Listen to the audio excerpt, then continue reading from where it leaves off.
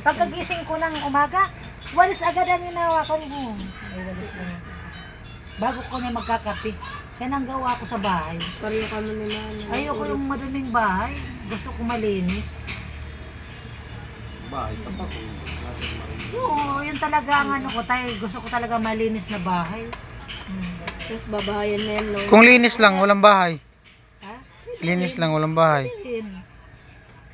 Diba? Alam nga naman na bahay lang ang linisan mo. Yan. Siyempre lahat, harap mo.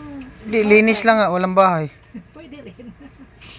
Kaya nakakapagod. Kaya, Linis Sino- sa ibang bahay. Sinong nakakapagod? Yung bahay o yung paglilinis? ano na lahat na, yung stress, yung paglilinis sa bahay. Oh, di ayaw mo ng bahay, gusto mo linis lang. Ay, nako. Kaya imbes na magpaganda ko, hindi.